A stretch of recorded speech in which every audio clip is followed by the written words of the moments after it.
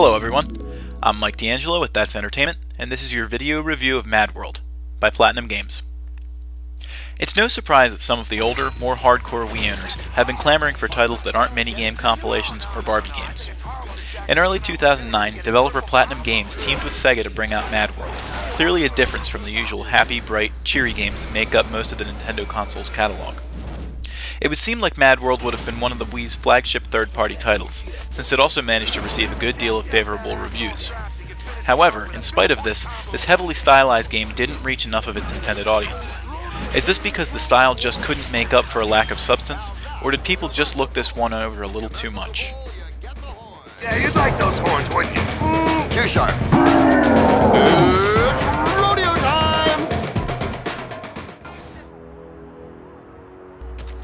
In Varigan City, death has become a game.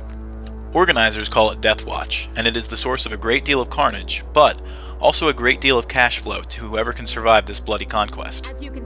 Anybody left on the city's Jefferson Island is endangered by the violence, and it has become terribly difficult to enter or exit the place. However, Jack Kamen has found a way in. Bulky and brutal, Jack is a fierce competitor to whoever might try to stop his advance in Death Watch.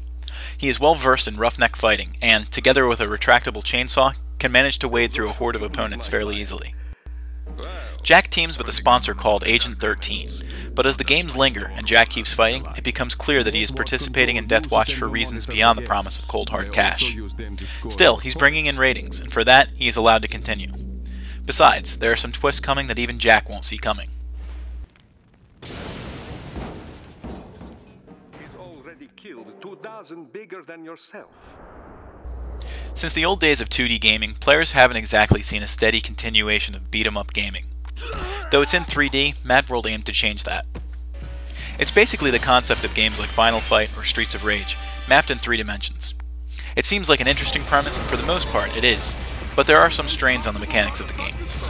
For one, you're forced to kill an onslaught of enemies until you rank up a high enough score to summon boss fights and challenges. And while the boss fights and challenges can be varied enough to be entertaining, for the most part during the levels, there are only so much you can do to spice up the gameplay. It isn't a huge problem because it usually only ends up feeling drawn out for a minute or two too long, but sometimes you might end up feeling like that is long enough. Another complaint is that the controls don't feel sure enough. The game doesn't make up enough for a player's lack of handling, which is almost a guarantee because of the Wii controller input. Still, it won't cause too many unwarranted deaths because of this.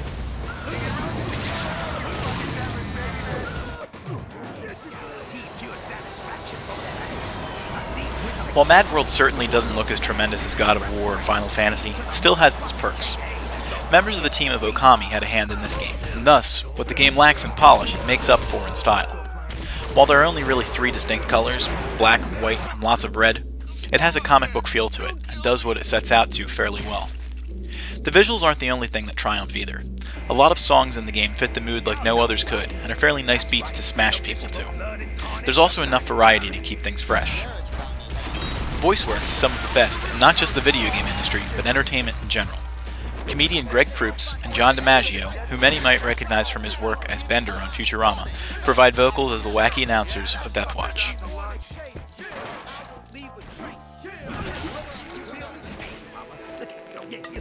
Generally, most games begin to wear a little thin because there are only so many ways that you can kill your enemies. However, getting to that point in MadWorld can take a while because there are so many combinations of attacks that you can use. Beating the game also nets you some meager unlockables, but it's better than nothing. Additionally, multiplayer is available to players who really want to take the strange level of violence one step higher. Platinum Games has expressed the desire to make a sequel to MadWorld, but beyond that, details are sparse thus far.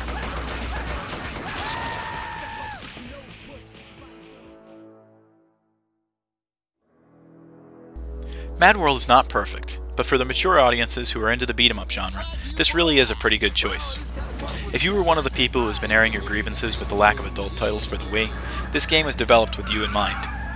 MadWorld is certainly not the kind of game that is for everyone, but giving it an extra glance than you would have might just present you a game with enough steam to get some fun out of. That's Entertainment awards MadWorld a score of 8 out of 10.